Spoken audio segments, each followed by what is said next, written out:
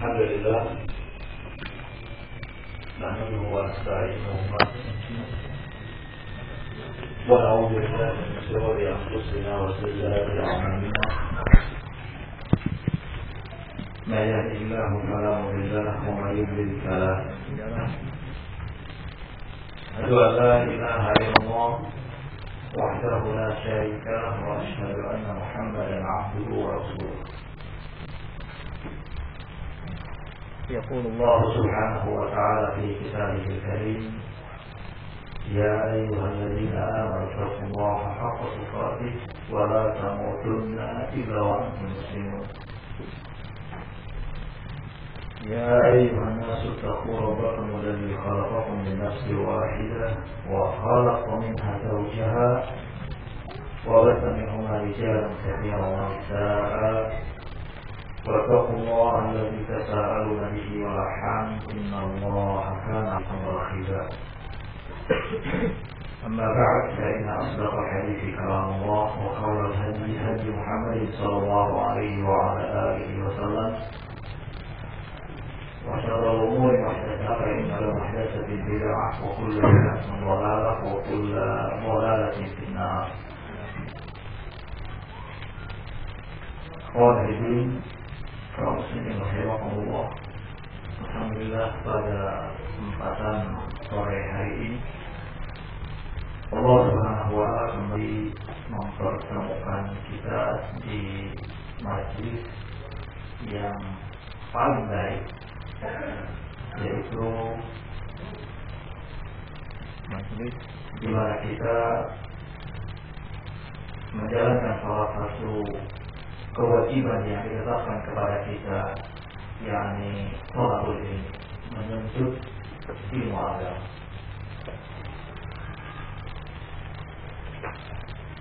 Khawatirin rahimahullah,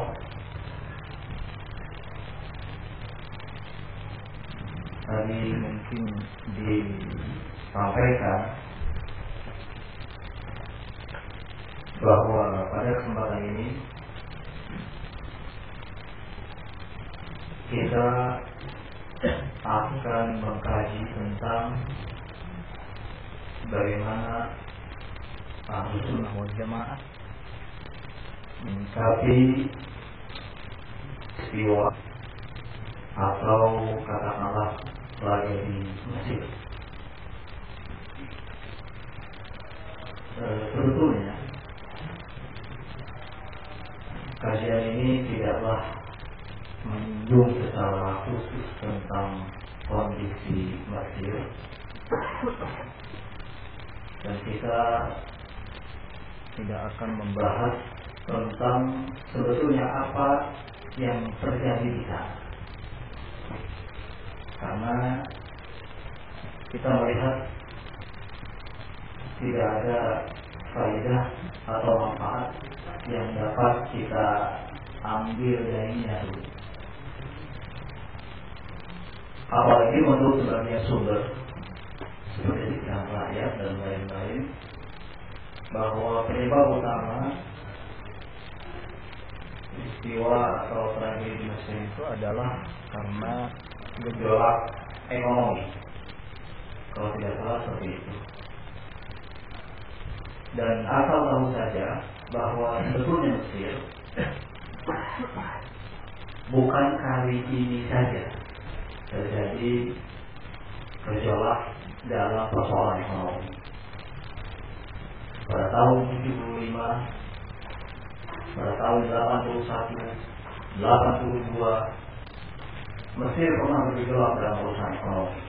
Tahun 82, pas di Indonesia terjadi peristiwa meletusnya Gunung Galunggung di Tasikmalaya. Tahun 91, tahun 92, ini juga sempat terjadi krisis ekonomi di negara Mesir. Tetapi mungkin puncaknya adalah di tahun ini, sampai akhirnya mengakibatkan presidennya itu lengser. Namun demikian, semoga saja peristiwa ini mengingatkan kita semua bahwa umat ini ada di antara dua ketetapan Allah Subhanahu wa Ta'ala, yaitu al-ibtilā wal amal, ujian, cobaan dan amal. Inilah ketetapan Allah Subhanahu wa Ta'ala, dan Allah mengatakan dalam Al-Quran, wa lam tajidu li sunnatillahi tabdīla. Apa yang telah menjadi ketetapan Allah Subhanahu wa Ta'ala tidak akan pernah diubah. Wa lam tajidu li sunnatillahi tahwīla, dan apa yang telah menjadi ketetapan Allah Subhanahu wa Ta'ala tidak akan diganti. Dan setidaknya di sisi ini kita mengkaji bahwa segala peristiwa, segala kejadian itu tidak lepas dari ketetapan Allah Subhanahu wa Ta'ala. Makanya kita ingatkan, mudah-mudahan peristiwa ini dan peristiwa yang lainnya yang sudah terjadi atau bahkan mungkin akan terjadi nanti ke depan selalu mengingatkan kita bahwa umat manusia pada umumnya ada di antara dua ketetapan Allah Subhanahu wa Ta'ala.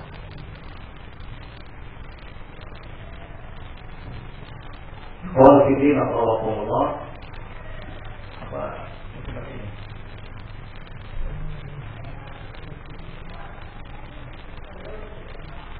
Qul fidina Allah Ahlus Sunnah wal Jamaah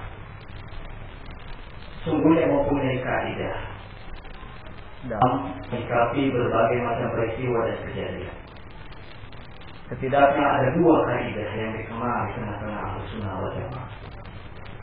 Kaidah yang pertama adalah hukum syar'i min kitabillah wa sunnati Rasulillah sallallahu alaihi wa ala alihi wasallam. Mengetahui hukum syar'i baik dari kitab Allah Azza wa Jalla ataupun dari sunnah Rasul sallallahu alaihi wa ala alihi wasallam.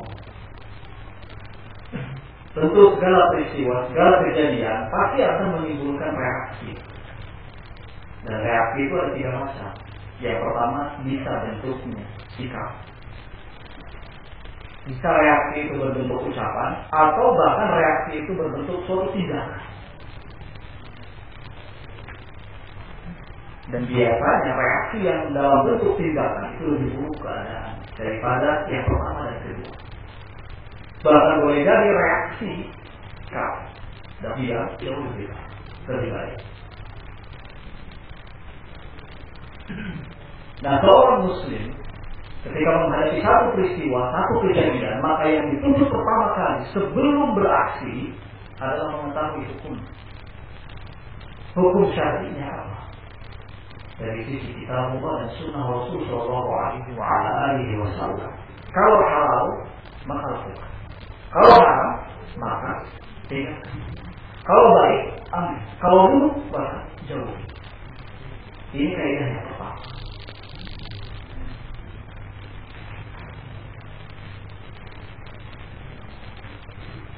Kaidah yang kedua adalah mura'atu maslahat syar'iyyah. Selalu memperhatikan maslahatnya. Selalu memperhatikan maslahat yang akan timbul, apa yang akan datang ketika hendak menerapkan suatu keputusan. Ketika misalnya kita sudah tahu bahwa ini adalah sesuatu yang baik, ini sesuatu yang buruk. Berikutnya yang harus kita perhitungkan, yang harus kita jadikan sebagai kaidah patokan adalah lihat ada maslahatnya atau tidak. Kalau seandainya ada maslahatnya, kalau tidak maka jangan dilakukan. Setelah mengetahui hukum, ketika kita ingin menerapkan hukum tersebut, yang harus dari patokan berikutnya adalah lihat apakah ada maslahatnya ataukah tidak. Tidak setiap perkara yang wajib itu pantas dilakukan dalam setiap keadaan, dalam setiap tempat dan situasi. Boleh jadi ada hal yang wajib, tapi ketika dilakukan waktu dalam kondisi tertentu dan di tempat tertentu menjadi haram kalau kemudian dipaksakan untuk dilakukan.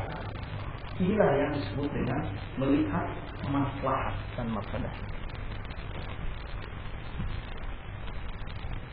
Dan dua kaidah ini adalah dua kaidah yang sangat penting, bahkan disebutkan oleh para ulama Ahlus Sunnah, terutama ketika menyikapi atau menghadapi atau menjumpai penyimpangan yang dilakukan oleh pemerintah atau penguasa. Melihat adanya kerusakan yang dilakukan oleh pemerintah atau penguasa. Dua kaidah ini yang selalu diperhatikan. Dan Nabi Shallallahu Alaihi Wasallam tidak membiarkan kita dalam keadaan bingung. Harus bersikap seperti apa ketika menghadapi penguasa yang seperti tadi ada. Nampak penyimpangan, nampak kerusakannya. Maka misalnya Nabi Shallallahu Alaihi Wasallam berkata, "Man ra'a min amiri syai'an." Siapa yang melihat dari penguasanya atau pemerintah sesuatu yang tidak disukainya, Nabi mengatakan falyasbir, maka hendaknya bersabar. Ini kata Nabi Sallallahu Alaihi Wasallam. Siapa yang melihat sesuatu yang tidak disukainya, tidak disenanginya dari pemerintah atau penguasa, maka kata Nabi falyasbir, hendaknya bersabar.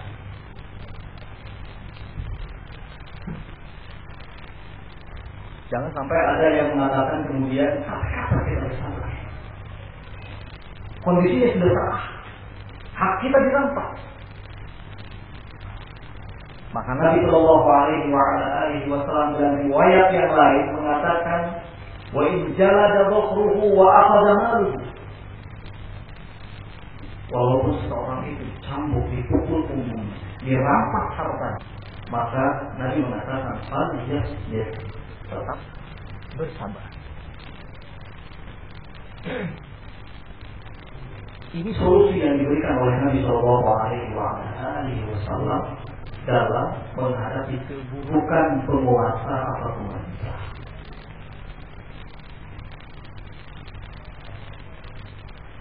Bersabar.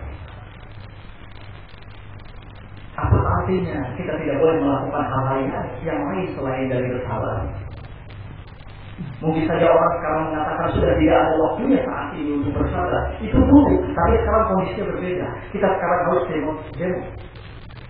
Kita sekarang harus berdemo sama meruntuhkan penguasa yang ada, pemerintahnya.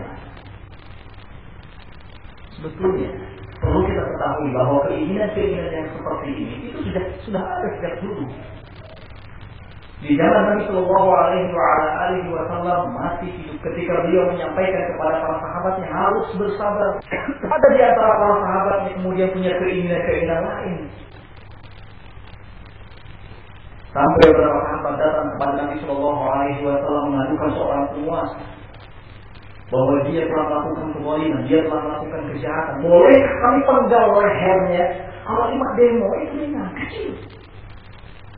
Zaman dulu langsung bunuh, nggak usah demo, bunuh. Boleh nggak kami penggal lehernya? Kalau sekarang demo pada tertib, nggak ada keamanan, diamankan. Jadi kalau dulu keinginannya itu bunuh, boleh nggak kami penggal lehernya? Nabi Shallallahu Alaihi Wasallam mengatakan lah, maksud jangan selama penguasa itu mendirikan salat. Ini jawaban Nabi Shallallahu Alaihi Wasallam. Maka selama itu pula langkah yang harus diambil adalah bersabar dan menyampaikan nasihat yang baik. Maka dalam banyak hadis Nabi Shallallahu Alaihi Wasallam ada 3 hal yang disukai dan dicintai oleh Allah Subhanahu Wa Taala. Satu dari 3 hal tersebut adalah wa antanasahu. Man wallahu amrahu, hendaknya kalian saling menasihati, memberikan nasihat kepada siapa yang Allah percayai menjadi pemimpin dalam urusan kalian. Setelah bersabar, langkah berikutnya adalah menyampaikan nasihat.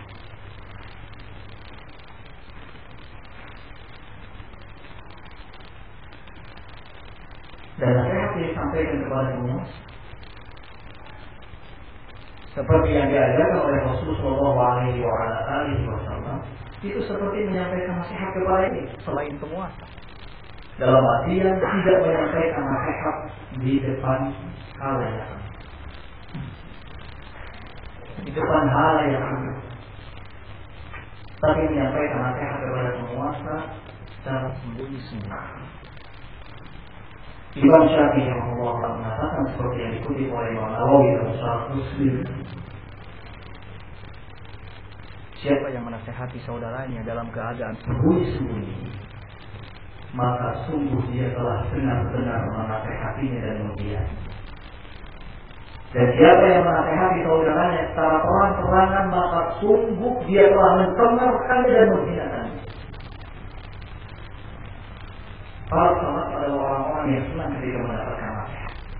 Tetapi kalau nasihat itu disampaikan di depan umum, maka mereka menganggap ini menjatuhkan kehormatan, bukan kehormatan. Apalagi terhadap penguasa, apalagi terhadap Nabi Shallallahu Alaihi Wasallam mengatakan menyampaikan kalimat hak di depan penguasa itu termasuk apa? Jihad. Banyak orang yang salah dalam memahami teks hadis ini. Hadis ini kemudian dijadikan sebagai hujah tidak masalah membicarakan keburukan penguasa di depan umum di atas mimbar. Kalau diperhatikan, konteks hadis ini adalah di depan penguasa, artinya antara yang menasehati dengan penguasa yang dinasehati, bukan berarti di depan umum di atas mimbar.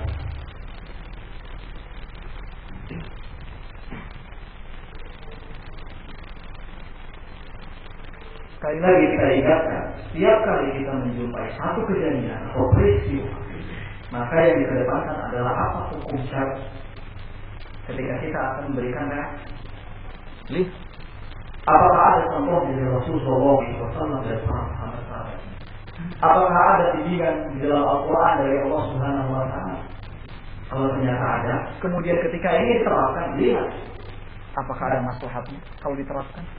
Kalau ternyata tidak ada masalahnya, maka kembalikan semua urusan kepada Allah Subhanahu Wa Taala. Tetap lakukan kewajiban.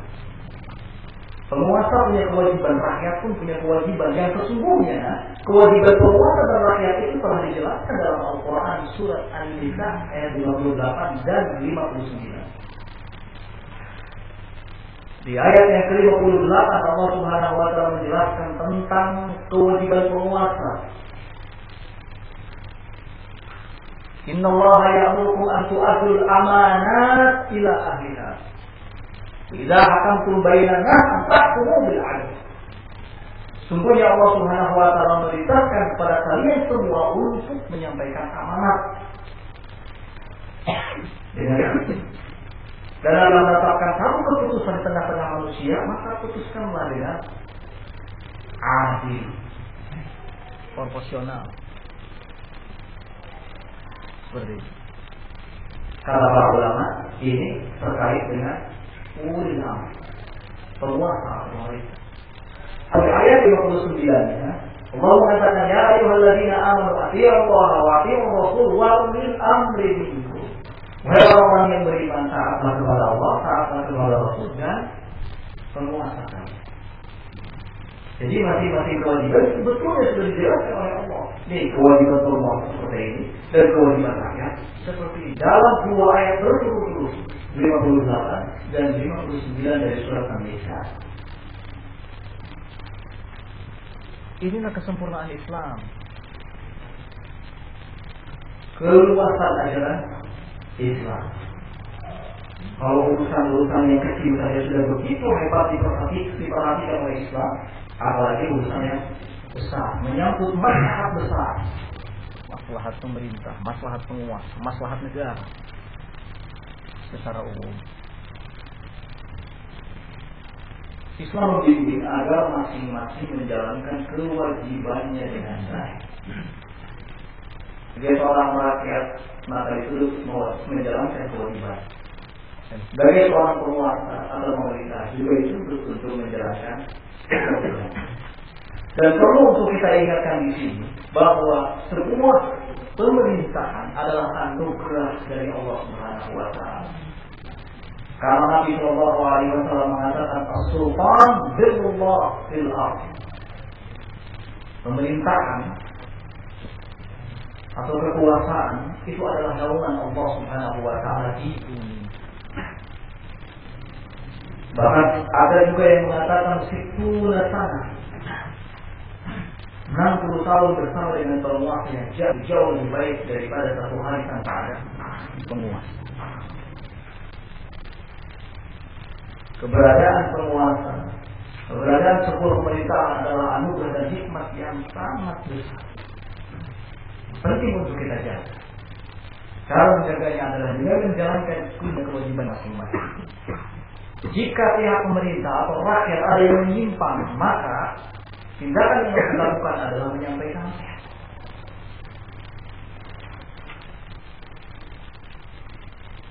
Kemudian rakyat ada kewajiban lain, yaitu bersabar dalam menghadapi keburukan yang dilakukan oleh penguasa.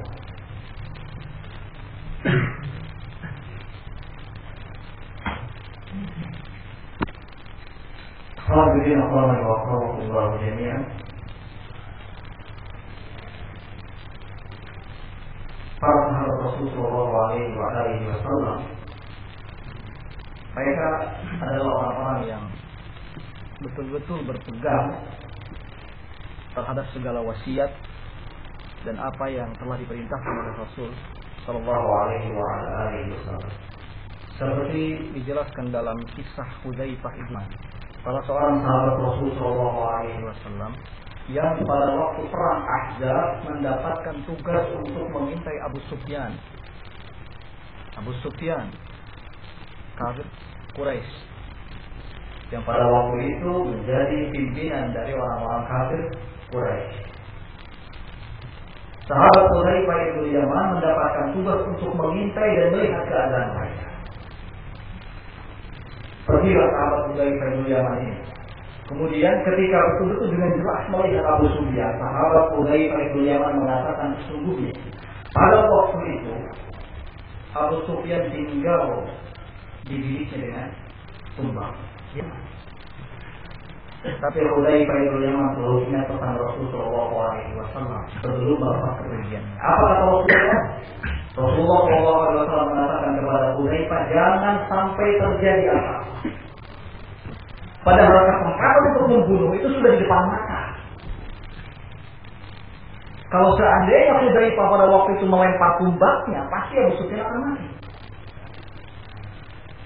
Kesempatan ada di depan mata. Tidak ada yang menghalanginya. Tapi Nabi SAW mengatakan jangan sampai terjadi apa.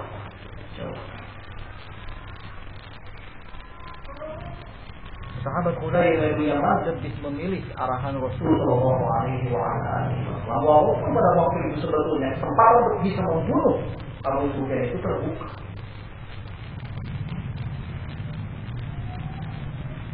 Sahabat Hudzaifah bin Yaman selalu ingat firman Allah Subhanahu wa taala, "Wa may yantiqu 'anil hawa illa wahyu yuha." Nabi itu tidak bicara dengan hawa nafsunya, tapi wahyu yang disampaikan. Maka ketika Nabi mengatakan siapa yang melihat salah seorang di antara kalian sesuatu yang tidak disukainya dari pemerintahannya adalah hendaknya apa? Bersabar. Ini adalah wahyu. Walaupun mungkin semua kesempatan menggulingkan penguasa, dapat. Tinggal mengumpulkan massa ramai-ramai, maka jatuhlah penguasa tersebut. Tapi Nabi Shallallahu Alaihi Wasallam cuma mengatakan hendaknya dia sabar.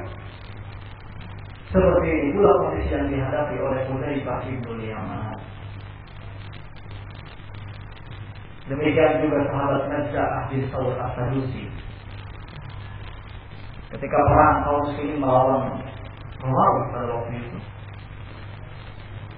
yang menjadi pimpinan Najdah bin Saur As-Sadusi adalah Sa'ad bin Abi Waqqas. Sa'ad bin Abi Waqqas suatu ketika memerintahkan Najdah bin Saur As-Sadusi untuk mengintai Hurmuzan panglima perangnya pada waktu itu. Najdah bin Saur As-Sadusi juga mengatakan sebenarnya kesempatan untuk bisa membunuh Hurmuzan itu sudah dipanah. Tunggu apa lagi? Sampai kapan? Sulit mendapatkan kesempatan yang seperti ini. Mau bersabar.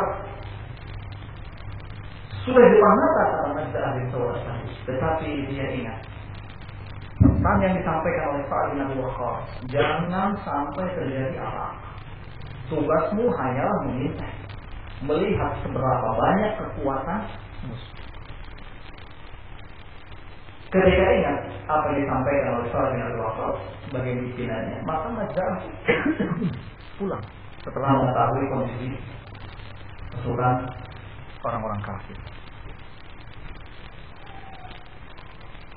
Oleh karena itu, segala sesuatu ada hubungannya dengan pemerintah atau penguasa. Yang berbicara adalah wahyu, Quran, syariat, bukan perasaan, bukan hawa nafsu. Kalau bicaranya dengan perasaan, maka pasti seperti apa yang terjadi di sana. Apa juga terpaksa lain. Kalau bicara dengan perasaan atau hawa nafsu. Tapi kalau langkah yang dikedepankannya adalah wahyu, maka tidak akan terjadi mudarat yang besar. Nabi Shallallahu Alaihi Wasallam selalu mengatakan dengar dan taat, dengar taat sabar, dengar dan taat dan sabar. Selalu itu ketika menjelaskan segala hal yang ada hubungannya dengan penguasa atau pemerintah. Dan ini sebagai salah satu contoh saja dari kejadian atau peristiwa yang baru saja kita lihat atau kita dengar. Dan secara umum Islam juga mengajarkan kepada kita tentang bagaimana seharusnya kita bergaul dengan segala macam kejadian dan peristiwa. Bagaimana sebaiknya kita bergaul dengan segala macam peristiwa dan kejadian. Maka dijelaskan di antaranya ada beberapa poin. Yang pertama adalah al-i'tisam bi kitabillah wa sunnati Rasulillah sallallahu alaihi wasallam. Cara kita bergaul dengan berbagai macam peristiwa dan kejadian adalah al-i'tisam bi kitab wa sunnah. Berpegang teguh dengan kitab dan sunnah Rasul sallallahu alaihi wasallam. Allah dalam Quran surat Al-Imran ayat 101 mengatakan wa may ya'til billah faqad hudiya ila siratal mustaqim. Siapa yang berpegang teguh dengan Allah faqad hudiya ila siratal mustaqim, maka sungguh dia telah diberi petunjuk menuju jalan yang lurus. Dia akan mendapatkan solusi yang terbaik. Siapa yang berpegang dengan Allah Subhanahu wa taala, maka cara menghadapi segala macam kejadian dan peristiwa pertama berpegang teguh dengan kitab Allah dan sunnah Rasul sallallahu alaihi wasallam. Semua kita juga tahu tentang hadis Nabi, taraktu fikum amrayn, aku tinggalkan untuk kalian dua perkara yang kalau kalian pegang kedua-duanya kalian tidak akan sesat. Yaitu apa? Kitab Allah dan sunnah Rasulullah sallallahu alaihi wasallam. Ini bukan sekedar dipegang, bukan sekedar dihafal, tapi harus dipraktekkan. Harus dijalankan, harus menjadi sebuah keyakinan bahwa dalam menghadapi segala macam persoalan kembalinya adalah Quran dan Sunnah. Siapa yang kembali kepada Quran dan Sunnah tidak akan sesat. Yang pertama. Kemudian yang kedua adalah at-taubatun nasuh, bertaubat dengan sebenar-benarnya kepada Allah Subhanahu wa taala. Ketika menghadapi sebuah kejadian atau melihat sebuah peristiwa, maka masing-masing orang hendaknya mempertanyakan kepada dirinya seperti apa hubungan yang telah dilakukannya bersama dengan Allah Subhanahu wa taala. Dan dia harus selalu ingat firman Allah dalam Quran surat Asy-Syura ayat yang ke-30, ma asabakum min musibah fa bima kasabat aydikum wa ya'fu an katsir. Musibah apapun, peristiwa apapun, kejadian apapun yang menimpa kalian, Fama kasabat aydikum, maka sungguhnya itu disebabkan ulah kalian sendiri. Dan Allah Subhanahu wa ta'ala memberikan maaf pada kebanyakan manusia. Jadi sebetulnya yang menjadi penyebabnya adalah kita sendiri. Karena itu ketika melihat, mendengar, atau bahkan mendapat, cara bergaul kita adalah dengan melihat, mengoreksi kembali hubungan kita dengan Allah Subhanahu wa ta'ala. Kita harus yakin bahwa peristiwa itu terjadi karena ada ketidakberesan dalam hubungan kita dengan Allah Subhanahu wa ta'ala. Itu ada ketidakberesan, ada yang harus segera diperbaiki, ada yang harus segera diluruskan. Kalau sudah seperti ini, maka langkah yang diambil akan tepat. Ia kemudian tidak akan bertindak serampangan dan gegabah. Ini yang kedua. Kemudian yang ketiga adalah al-ifadatu min al-jahil, mengambil pelajaran dari sebuah pengalaman. Mengambil pelajaran dari sebuah pengalaman. Dikatakan oleh para ulama, al-hayat kulluha tajarrub.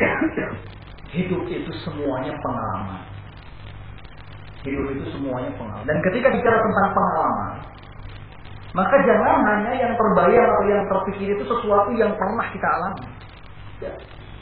Tapi segala hal yang dialami orang lain itu juga merupakan pengalaman yang kemudian bisa kita ambil darinya sebuah pelajaran.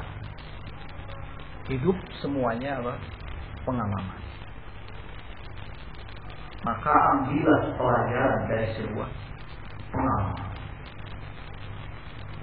Akan terlihat beda antara orang yang bisa mengambil pelajaran berharga dari sebuah pengalaman dengan orang yang tidak bisa. Terutama ketika dihadapkan kepada sebuah permasalahan. Dia selalu melihat pengalaman. Dia tidak gegabah. Dia akan berpikir. Dia akan berhati-hati. Peristiwa yang sepertinya pernah terjadi dulu. Atau yang seperti ini pernah dilalui oleh orang ini. Dan hasil akhirnya seperti ini. Itu dijadikan pelajaran. Kalau yang buruk, tentu supaya tidak melakukan hal yang sama. Tapi kalau seandainya pelajaran yang baik, tentu menjadi langkah yang diambil. Kalau memang sebab dan hukumnya sama. Ya. Dan sesungguhnya yang paling punya kemampuan untuk mengambil pelajaran dari sebuah pengalaman itu adalah para pemuda. Itu para pemuda yang punya kemampuan untuk itu. Kenapa? Karena mereka punya semangat. Karena mereka punya semangat. Kemudian yang kedua, karena mereka para pemuda disebutkan oleh para ulama hayawiyah wal quwwah, kehidupan dan tempatnya kekuatan. Pemuda itu adalah kekuatan. Allah Subhanahu wa ta'ala menyinggung hal ini dalam Quran surat Rum ayat yang ke-54. Allah mengatakan Allahul ladzi khalaqakum, Allah yang telah menciptakan kalian min dha'fin, dari yang pada awalnya lemah. Tsumma ja'ala min ba'di dha'fin quwwah, kemudian setelah yang pada awalnya lemah Allah jadikan kuat. Tsumma ja'ala min ba'di quwwatin dha'fan wa shaybah, kemudian setelah menjadi kuat dikembalikan lagi menjadi lemah. Di surat Ar-Rum ayat yang ke-54. Allah Subhanahu wa ta'ala yang telah menciptakan kalian yang pada awalnya lemah. Allah menciptakan kita dalam keadaan kita lemah, berarti ini masa kita anak-anak alias belum dewasa, belum menjadi seorang pemuda. Tsumma ja'ala min ba'di dha'fin quwwah, kemudian setelah lemah Allah jadikan kuat. Ini ketika kita jadi apa? Pemuda. Tsumma ja'ala min ba'di quwwatin dha'fan wa shaybah, lalu setelah kuat Allah jadikan lagi lemah dan rentah. Ini ketika kita tua. Maka asyabab, pemuda, adalah Satu kekuatan di antara dua kelemahan. quwwatun baina dha'ifain, satu kekuatan di antara dua kelemahan.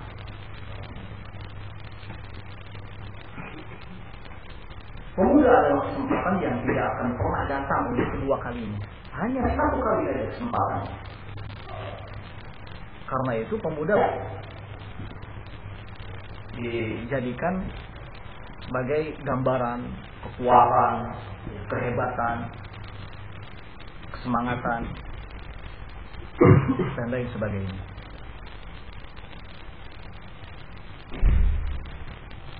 Kemudian alasan lain, kenapa harus pemuda? Karena pemuda adalah sosok yang qabulut tahaddi, menerima tantangan, Menghadapi tantangan.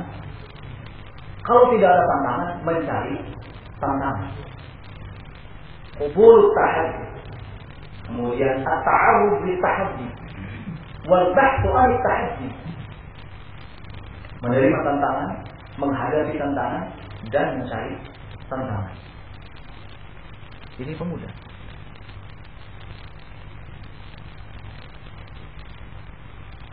Para sahabat Rasulullah SAW yang pada waktu itu usianya masih muda-muda juga sama. Mereka punya kekuatan, mereka pun senang untuk menghadapi tantangan kalau ada dan mencari tantangan kalau tidak ada. Bagi salah satu contohnya adalah sahabat Abdullah bin Mas'ud radhiyallahu ta'ala. Ketika para sahabat berkumpul, mereka saling berbicara. siapa kira-kira di antara kita yang sanggup untuk membaca Al-Quran di depan orang-orang kafir Quraisy? Padahal sahabat Ibnu Mas'ud, Abdullah bin Mas'ud adalah sahabat yang kalau dilihat dari postur itu kecil. Tapi Sahabat Ibnu Mas'ud malah mengatakan, saya yang akan sanggup melakukan. Usia muda waktu itu. Akhirnya sahabat Ibnu Mas'ud melakukan hal. Dia berada Al-Quran di depan orang-orang kafir Quraisy. Apa yang terjadi? Dipukuli. Sebenarnya kecil dipukuli. Bawa pulang. Keesokan harinya, apa yang dilakukan oleh sahabat Abdullah bin Mas'ud? Malah bilang kepada teman-temannya, aku akan mengulanginya lagi. ini tantangan harus dihadapi. Sahabat Ibnu Mas'ud menandakan bahwa kalau masa muda adalah keinginan untuk menghadapi tantangan, Mencari tantangan atau menerima tantangan ketika tantangan itu ada. Ya.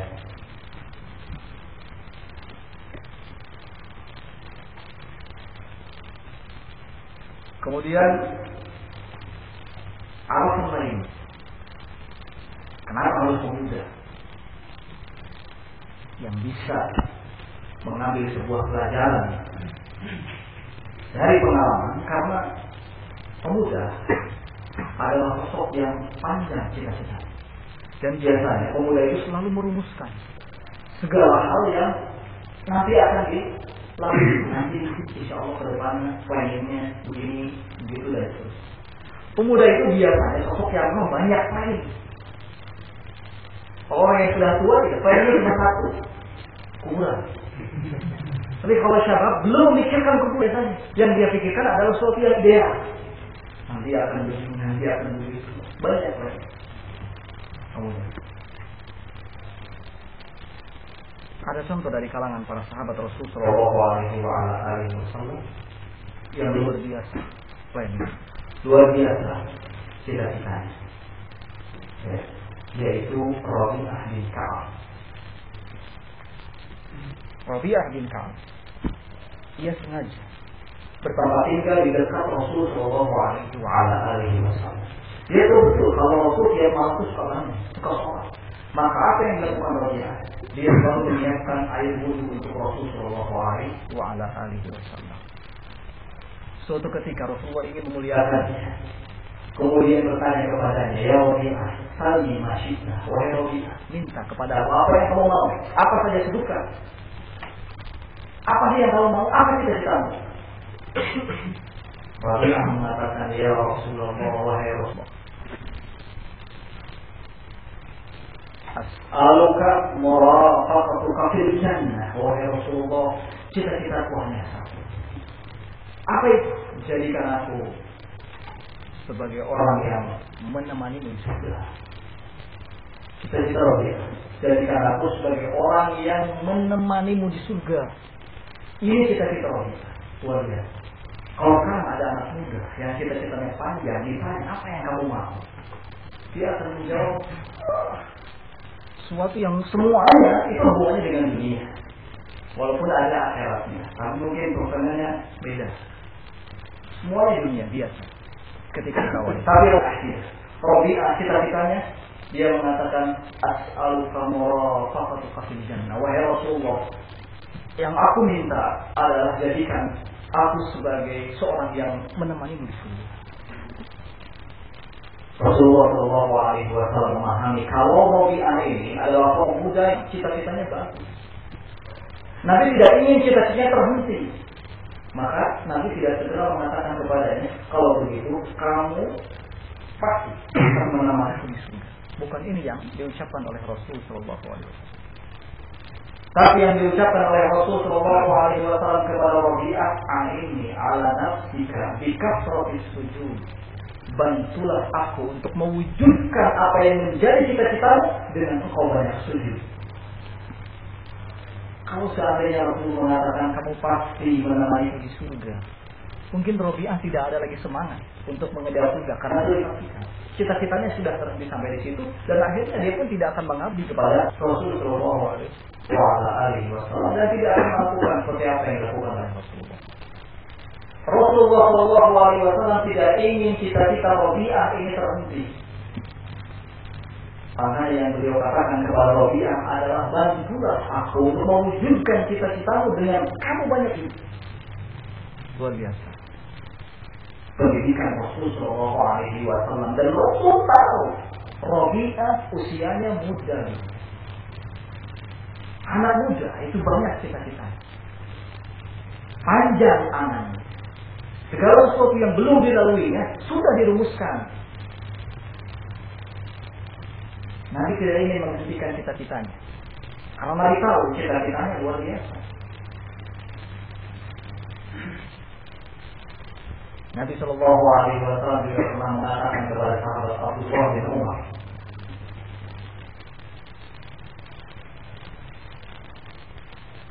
Nabi tahu kalau Abdullah pada cita-citanya sangat tinggi. Nabi tidak ingin ada cita-cita yang tinggi yang baik itu kemudian hilang atau akan bisa rusak. Nabi mengatakan kepada sahabat Abdullah bin Umar atau Ibnu Umar, Ni'mar rajul Abdullah, law kana yaqutu lail.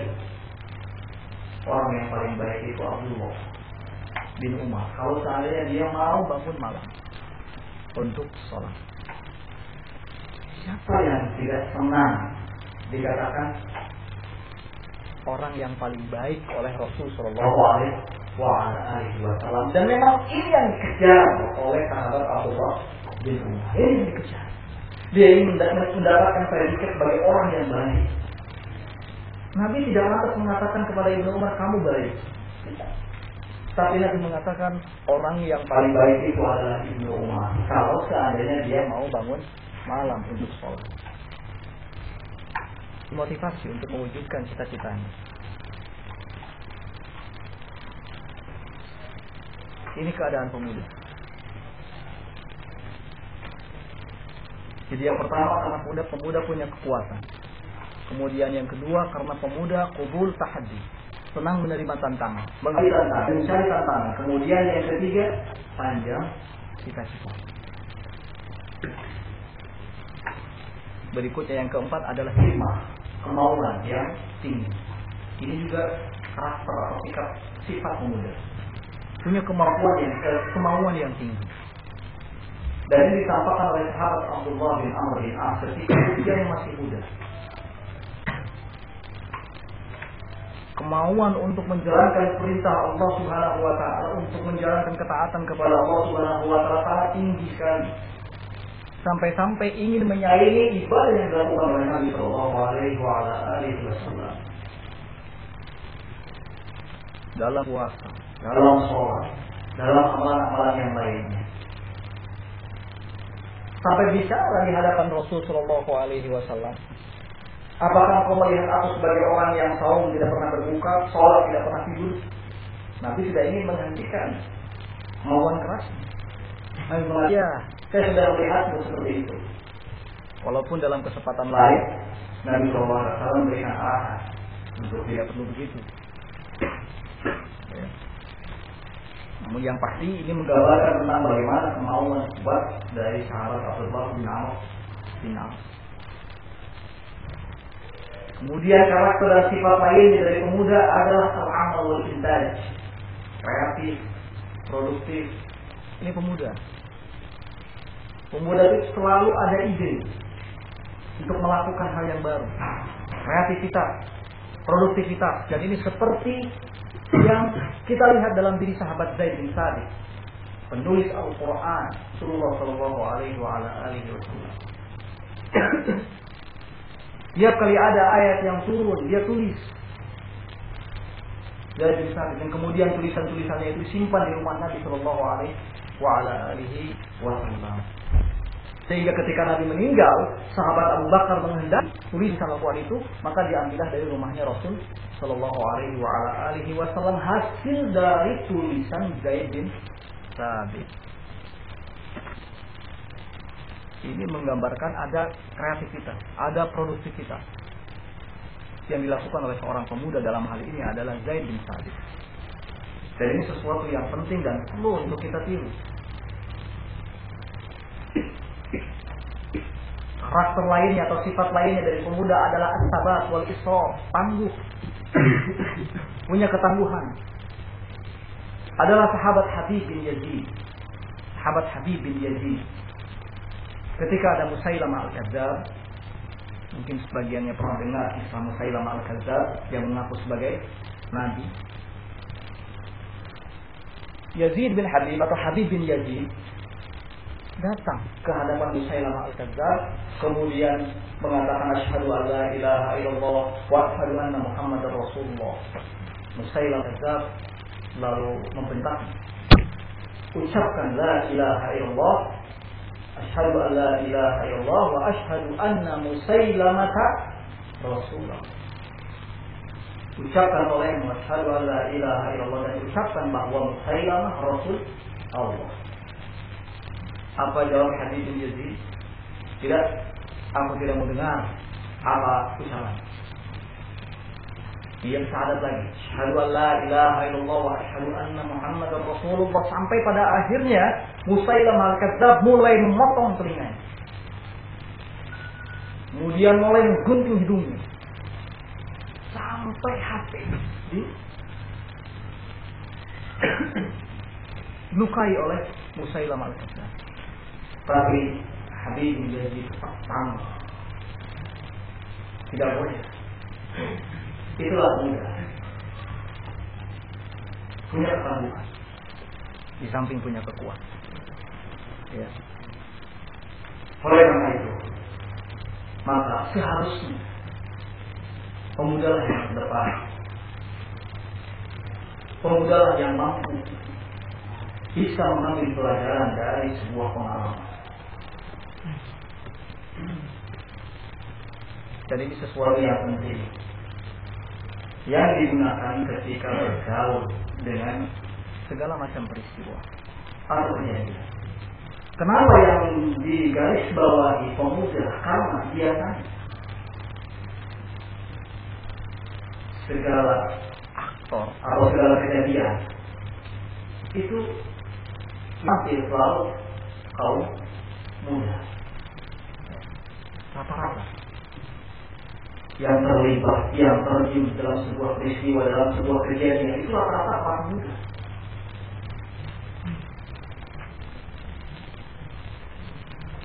Oleh karena itu jadilah para pemuda seperti para pemuda kasih, fityatun amanu bi rabbihim wa zidnahum huda. Mereka adalah para pemuda yang beriman kepada Allah Subhanahu wa taala dan kami tambahkan kepada mereka ini pemuda yang berakal, pemuda yang selalu berpikir positif, pemuda yang selalu melihat maslahat dan maslahat, pemuda yang selalu berpegang teguh kepada kitab Allah dan sunnah Rasul sallallahu alaihi wasallam. Jadi yang pertama, cara bergaul kita adalah berpegang teguh dengan Quran dan Sunnah. Kemudian yang kedua, taubat nasuh, bertaubat dengan sebenar-benar. Dan yang ketiga adalah mengambil pelajaran dari sebuah pengalaman.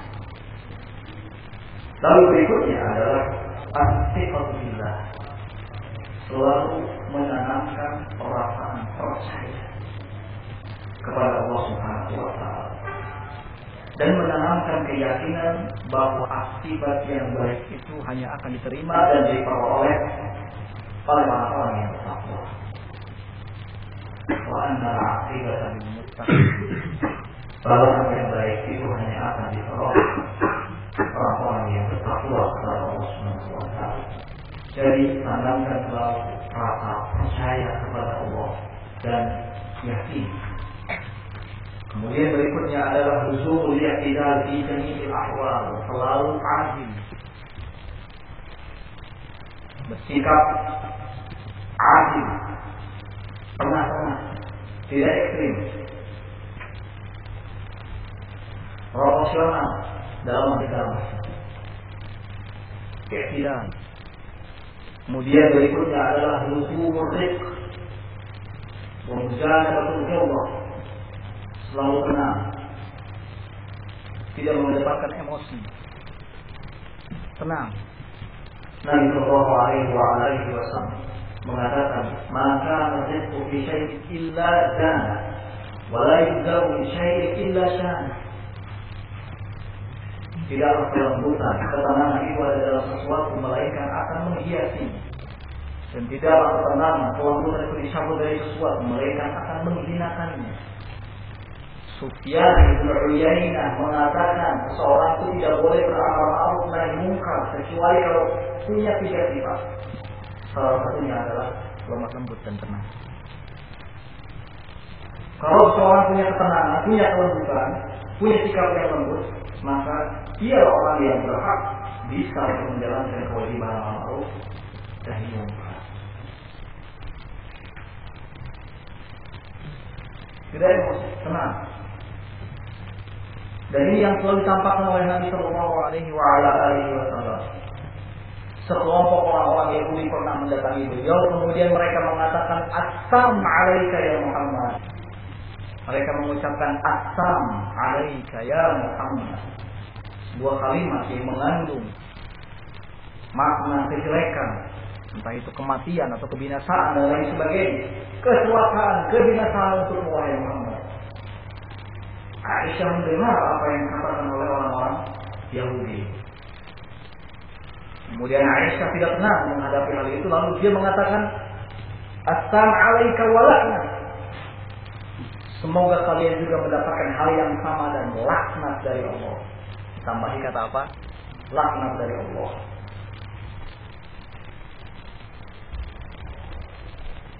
Kemudian dalam riwayat lain, Aisyah mengatakan, Assam alaikum wa la'natullah.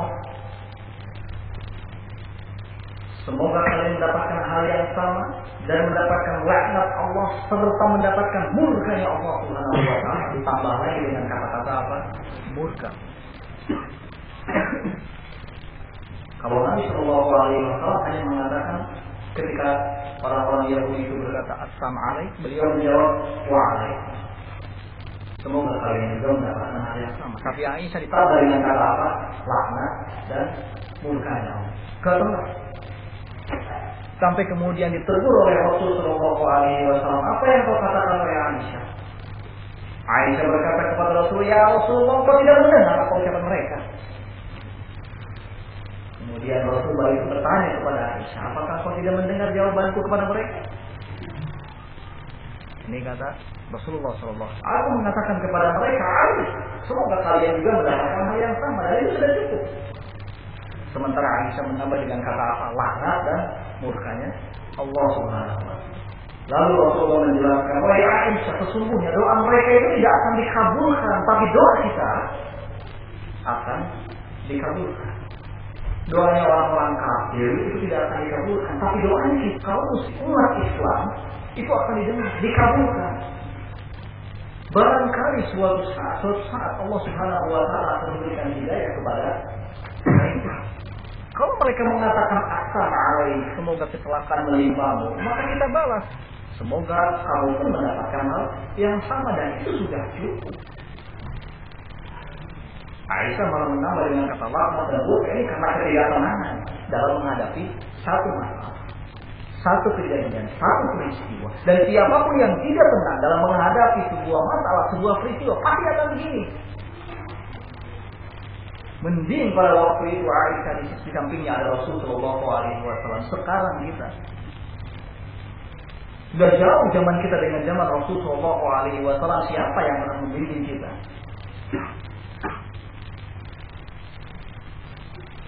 Dan seringnya kita tidak tenang ketika menghadapi sebuah masalah atau sebuah kejadian. Gelisah, memikirkan apa sih harus tindakan yang telah diambil, kan gitu.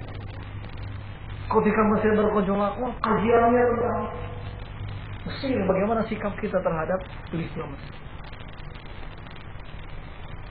Justru yang harus menjadi penekanan kita adalah memahami, mengingatkan kembali bahwa segala masalah itu sudah ada dalam ketetapan Allah Subhanahu wa Ta'ala. Dan apa kaidah yang paling benar ketika menghadapi masalah tersebut? Tidak gelisah, tidak lantas, tidak tenang. Ya, ini sikap yang benar. Kita jauh dari masa Rasulullah SAW. Namun beliau telah menyampaikan kepada kita ajaran Islam secara sempurna.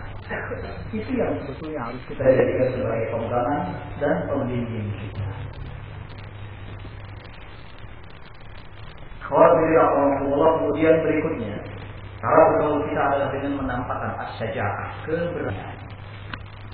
Biasanya, kalau kita sebut kata berani, yang terbayang di benak kita adalah orang lain takut dari kita. Kita berani, berarti orang lain takut. Seseorang yang membuat orang lain lari dan takut, itu belum tentu disebut berani. Boleh jadi karena orang lain melihatnya jelek atau tidak pantas untuk ditemani, akhirnya lari darinya. Bukan karena takut, tapi karena tidak mau gaul dengannya. Jadi yang disebut berani bukan berarti orang lain itu harus takut kepadanya. Justru yang disebut berani, seperti yang disinggung oleh para ulama, di antaranya adalah al-ahibah fi ta'bir. Ketika seseorang penuh kesopanan ketika menyampaikan sesuatu, ini termasuk kesopanan, ketenangan ketika menyampaikan sesuatu, itu sebenarnya. Apalagi jika ini dilakukan di depan orang-orang yang sedikit kesabaran.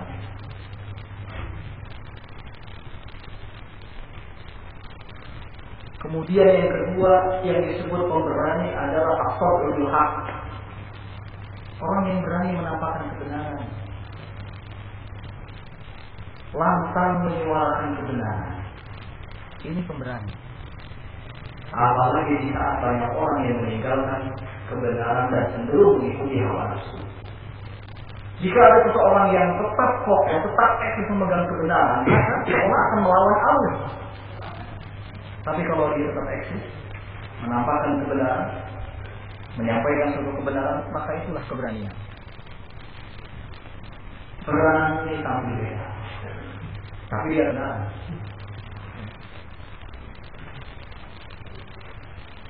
Kemudian makna lain yang disebut pemberani adalah al-i'tiraf bil khata', mengakui kesalahan dan mau kembali kepada hal yang benar. Mengakui kesalahan ini sesuatu yang sulit. Biasanya ketika seorang jatuh dalam kesalahan, itu akan berusaha melupakan apa yang telah dilakukan dan berusaha agar orang lain tidak pernah mengetahuinya. Kalaupun ada yang mengetahuinya, cukuplah diulang yang sedikit dengan terlalu banyak. Ini tidak penakut. Kalau dalam bahasa Arab disebut jaban, penakut, pengecut. Orang yang berani adalah orang yang senantiasa i'tiraf bil khata, mengakui ketika memang terjatuh ke dalam sebuah kesalahan dan ada kemauan untuk kembali kepada hal yang benar. Keberanian tentu dibutuhkan saat menghadapi atau melihat ada sebuah peristiwa di mana dia sebelum mengucapkan sesuatu akan berpikir terlebih dahulu, maslahatkah atau mudaratkah.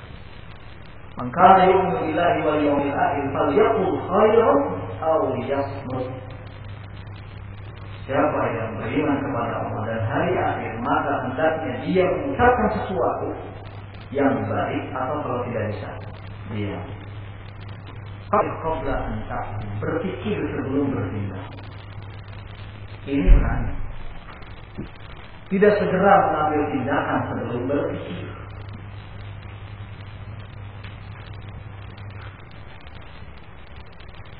Pada dasarnya, semua permasalahan agama, semua agama itu berdiri di atas prinsip maslahat dan maslahat. Kemaslahatan menimbang antara kemaslahatan yang dihasilkan dan kerusakan yang timbul. Dan orang yang bisa mempertimbangkan antara maslahat dan madarat itulah orang yang punya keberanian, syaja'ah. Kemudian cara lainnya adalah qiyam ruh syura, membangkitkan ruh untuk senantiasa mau bermusyawarah. Kadang-kala tidak setiap kejadian bisa kita selesaikan dengan sendiri. Mungkin kita butuh adanya orang untuk bisa diajak musyawarah. Maka ketika kita melihat kejadian-kejadian yang besar, yang tidak semua orang mampu menghadapinya, hal yang utama adalah mengembalikan kepada kitabullah dan sunnah Rasulullah, kemudian bimbingan para ulama ahli ilmu. Ini bagian daripada syura, bagian daripada bermusyawarah dengan Allah, dengan Rasulnya, dan dengan para ulama al-uqala, orang-orang yang berakal. Wa amruhum syura bainahum. Allah mengatakan urusan mereka kaum mukminin selalu diputuskan dengan cara bermusyawarah. Wa syawirhum fil amr, dan ajaklah mereka kaum muslimin untuk bermusyawarah dalam satu urusan. Sahabat Abu Bakar As-Siddiq dengan kemampuan, dengan kepandaian, dengan kehebatan, dengan keberanian, tidak gegabah dalam memutuskan satu perkara, tidak gegabah dalam menetapkan apakah harus segera diberikan tindakan atau tidak ketika melihat sesuatu. Beliau bermusyawarah dengan para sahabat-sahabat yang lain. Demikian pula Umar bin Khattab, seperti disebutkan secara khusus oleh Syekhul Islam Ibnu Taimiyah rahimahullah. Beliau mengatakan, "Fakana Umar yusyawir fil umur." Adalah sahabat Umar bin Khattab selalu bermusyawarah dalam menghadapi segala macam persoalan dan kejadian. Di antara sahabat yang diajarkan untuk bermusyawarah adalah Utsman bin Affan, Ali bin Abi Thalib, kemudian Talhah, kemudian Zubair, kemudian Abdurrahman bin Auf, bahkan sahabat Ibnu Mas'ud dan Zaid bin Thabit, juga Abu Musa al-Asy'ari. Itu di antara sahabat-sahabat yang diajak untuk bermusyawarah oleh Umar bin Khattab. Bahkan juga tidak segan-segan untuk mengajak Ibnu Abbas yang pada itu usianya masih muda untuk bermusyawarah. Karena kadang-kadang orang yang akan kita ajak musyawarah bukan dilihat dari usia, tidak selalu dilihat dari segi usia. Ya. Tapi yang harus dilihat adalah di antaranya kecerdasan, cara berpikirnya, kedewasaannya. Boleh jadi umurnya lebih tua, tetapi dalam hal kedewasaan jauh kalah dengan orang yang umurnya justru malah lebih muda. Contohnya adalah sahabat Ibnu Abbas yang selalu diikut sertakan oleh para sahabat-sahabat yang lain pada usianya masih relatif muda. Bukan dalam urusan dunia saja, dalam urusan agama pun sahabat Ibnu Abbas selalu diperhitungkan. Seperti ketika sahabat Umar bin Khattab berusaha mengumpulkan para sahabat dan bertanya tentang surat An-Nasr. Idza jaa nasrullahi wal fath wa ra'aitan nasa yadkhuluna fi dinillahi afwaj fasabbih bihamdi rabbika wastaghfir innahu kana tawwab. Sahabat Ibnu Umar mempertanyakan surat ini di hadapan para sahabat. Siapa yang tahu tentang apa surat itu? Ada yang mengatakan ini berbicara tentang futuh Makkah, dia kembali Makkah oleh kaum muslimin. Ada yang mengatakan ayat ini berbicara bahwa banyak kaum muslimin yang masuk Islam setelah peristiwa futuh Makkah. Sahabat Ibnu Umar tidak puas dengan jawaban-jawaban itu. Sahabat Umar tidak puas dengan jawaban itu. Hingga akhirnya sampailah kepada sahabat Ibnu Abbas, wahai anak paman Rasulullah, menurutmu surat ini berbicara tentang apa? Sahabat Ibnu Abbas menjawab, surat ini adalah sebuah isyarat di mana sudah dekatnya waktu ajal Nabi Sallallahu Alaihi Wasallam, dan memang iya. Turunnya surat ini sebagai penanda di mana Rasulullah Sallallahu Alaihi Wasallam akan segera meninggalkan dunia. Allah mengatakan kama itu, wa innahum lamayitun, kamu wahai Muhammad akan mati dan mereka pun akan mati. Ayat ini menjadi penanda akan berakhirnya kehidupan Nabi Sallallahu Alaihi Wasallam. Ini menandakan bagaimana jeniusnya sahabat Ibnu Abbas. Jenius. Karena surat ini dihubungkan dengan kematian atau wafatnya Nabi Sallallahu Alaihi Wasallam. Kalau kita hubungkan, tidak ada korelasinya, tidak ada hubungannya. Tapi sebetulnya ada. Yaitu di ayat yang terakhir ketika Allah mengatakan tasbih bihamdi rabbika wastaghfir, bertasbihlah kamu dengan memuji Rabbmu, wastaghfir, dan mintalah ampun kepadanya karena sungguhnya Dia Maha Penerima taubat. Di akhir ayat ini Allah suruh Muhammad untuk bertasbih, bukannya bersyukur. Karena kalau dihubungkan dengan dua ayat sebelumnya, tentu perintah ayat yang ketiga itu harusnya bersyukur. Ayat pertama Allah mengabarkan tentang datangnya pertolongan dari kemenangan, yaitu futuh Makkah. Ayat yang kedua gambaran tentang ketika selesai futuh Makkah banyak orang masuk Islam. Seharusnya ayat yang ketiga Allah menyuruh Muhammad untuk bersyukur. Logikanya begitu. Sudah futuh Makkah, sekarang banyak pengikut, maka bersyukur. Tapi ini tidak, justru Allah mengatakan kamu bertasbih, memuji Rabbmu dan memohon ampun kepada Allah.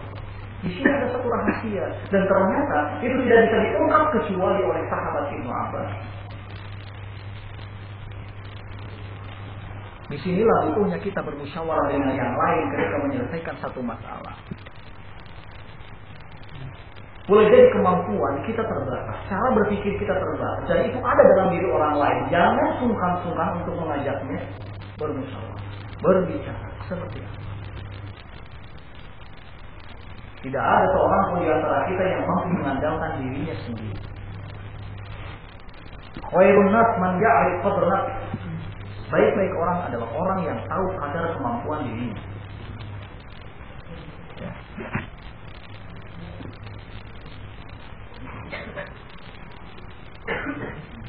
Kemudian langkah berikutnya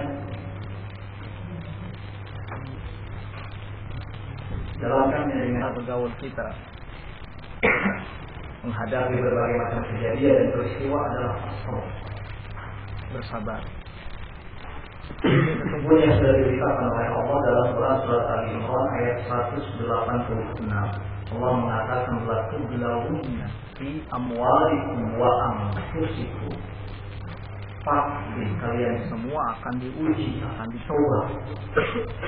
Fi amwalikum, dalam urusan harta kalian, wa anfusikum, dan diri kalian. harta kita akan diuji, dicoba. diri kita juga sama. Jadi jangan Dianggap menjadi hal yang ketika ada sebuah peristiwa ternyata yang menjadi pemicunya adalah ekonomi. Karena kalau kita kembalikan kepada kitab Allah, ternyata Allah sudah memberitahukan jauh sebelumnya bahwa itu bagian ujian sebetulnya. Siapa yang benar-benar keimanannya, siapa yang benar-benar kepada Allah, siapa yang tidak. Latublahunna fi anfusikum wa fi amwalikum wa anfusikum. Kalian benar-benar akan diuji, akan dicoba dalam urusan harta kalian dan juga jiwa-jiwa kalian. Wala tasma'anna minal ladzina utul kitab min qablikum wa minal ladzina asyraku adan katsira. Dan kalian pasti mendengar tentang akibat yang diterima oleh orang-orang sebelum kalian dari kalangan ahli kitab dan orang-orang musyrikin, yaitu adan katsira, akibat yang buruk yang banyak menimpa mereka. Wa yatasbiru wa tattaqu dzalika min azmi umur. Lalu kata Allah, adapun kalian, kalau kalian bersabar dan kalian tetap bertakwa kepada Allah Subhanahu wa taala, maka itu adalah sebaik-baik urusan. Di situnya ada gejolak ekonomi atau terjadinya banyak pembunuhan, bagian dari ujian yang ditetapkan oleh Allah Subhanahu wa taala. Ujian adalah apa? Bersabar. Kalau kalian mendengar cerita tentang orang-orang sebelum kalian, kata Allah, dari kalangan ahli kitab ataupun dari orang-orang musyrikin, ketika mereka menghadapi satu masalah, maka kalian akan mendengar bahwa mereka banyak ditimpa hal-hal yang justru memudaratkan mereka. Maka kalian, kata Allah, tugas kalian adalah bersabar. wa in tasbiru wa tattaqu, kalau kalian bersabar dan tetap bertakwa kepada Allah, maka sungguh itu hal yang paling baik. Itu perkara yang tepat untuk dilakukan. Allah, itulah diantaranya beberapa cara kita menghadapi atau bergaul dengan berbagai macam peristiwa dan kejadian. Setelah kita tahu kaidahnya, ada dua kaidahnya, maka berikutnya pemahaman. Salah kita bergaul, salah dengan apa? Berbagai macam kejadian dan peristiwa. Dalam poin-poin yang sudah disinggung tadi. Mudah-mudahan apa yang disampaikan pada kesempatan ini tidak hanya memberikan pelajaran kepada kita agar kita lebih berhati-hati ya, dalam berucap dan juga bertindak serta menghadapi berbagai macam persoalan yang terjadi di hadapan kita ataupun jauh ya, di depan kita. Subhanakallahumma wa bihamdika, asyhadu an la ilaha illa anta, astaghfiruka wa atubu ilaik. Alhamdulillahirabbil alamin.